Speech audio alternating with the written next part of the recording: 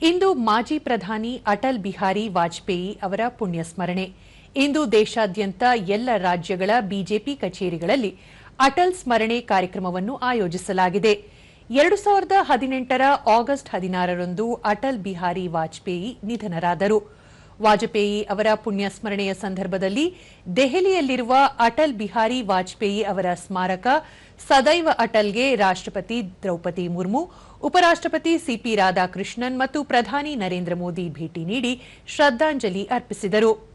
ಮಾಜಿ ರಾಷ್ಟ್ರಪತಿ ರಾಮನಾಥ್ ಕೋವಿಂದ್, ರಾಜ್ಯಸಭೆಯ ಉಪಸಭಾಪತಿ ಹರಿವಂಶ್, ಲೋಕಸಭಾಧ್ಯಕ್ಷ ಓಂ ಬಿರ್ಲಾ, ರಕ್ಷಣಾ ಸಚಿವ ರಾಜನಾಥ್ ಸಿಂಗ್, ಮಾಜಿ ಉಪರಾಷ್ಟ್ರಪತಿ ವೆಂಕಯ್ಯ ನಾಯ್ಡು, ದೆಹಲಿ ಮುಖ್ಯಮಂತ್ರಿ ರೇಖಾ ಗುಪ್ತಾ, ಬಿಜೆಪಿ ರಾಷ್ಟ್ರೀಯ ಅಧ್ಯಕ್ಷ ನಿತಿನ್ ನಬೀನ್ ಈ ಸಂದರ್ಭದಲ್ಲಿ ಉಪಸ್ಥಿತರಿದ್ದರು.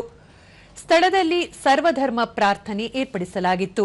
ಅಲ್ಲದೆ ಅಟಲ್ ಬಿಹಾರಿ ವಾಜಪೇಯಿ ವಿರಚಿತ ಕೃತಿಗಳ ಗಾಯನದ ವ್ಯವಸ್ಥೆಯನ್ನು ಸಹ ಮಾಡಲಾಗಿತ್ತು.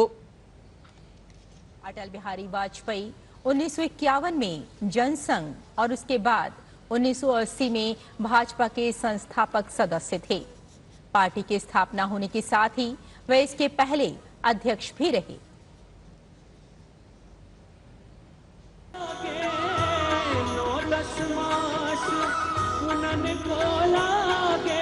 सीपी राधाकृष्णन ने अटल की समाधि सदैव अटल पहुंचकर उन्हें श्रद्धांजलि अर्पित की।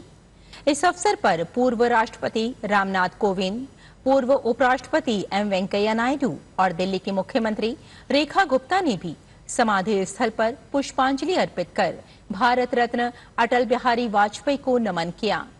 मध्य प्रदेश के ग्वालियर में जन्मे अटल बिहारी वाजपेयी 3 बार देश के प्रधानमंत्री रहे।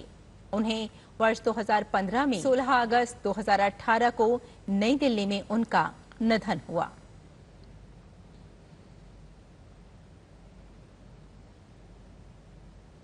आज देश अपने उस जन नेता को श्रद्धा से याद कर रहा है, जिसने राजनीति को सिर्फ सत्ता का माध्यम नहीं बल्कि राष्ट्र सेवा का 1996 ಹಾಗೂ 1998ರಿಂದ 2004ರವರೆಗೆ 2 ಬಾರಿ ವಾಜಪೇಯಿಯವರು ದೇಶದ ಪ್ರಧಾನಿಯಾಗಿದ್ದರು. ಕವಿ, ಸಾಮಾಜಿಕ ಹೋರಾಟಗಾರರು ಆಗಿದ್ದ ಅಟಲ್ ಬಿಹಾರಿ ವಾಜಪೇಯಿ ಅಜಾತಶತ್ರು ಎಂದೇ ಜನಮಾನಸದಲ್ಲಿ ಖ್ಯಾತಿ ಪಡೆದಿದ್ದಾರೆ. ಸರಳತೆ ಹಾಗೂ ಸಜ್ಜನಿಕೆಗೆ ಹೆಸರಾಗಿದ್ದ ವಾಜಪೇಯಿಯವರು ತಮ್ಮ ಅವಧಿಯಲ್ಲಿ ಭಾರತದ ಖ್ಯಾತಿಯನ್ನು ವಿಶ್ವಮಟ್ಟದಲ್ಲಿ ಎತ್ತರಿಸಲು ಕಾರಣಕರ್ತರಾಗಿದ್ದರು.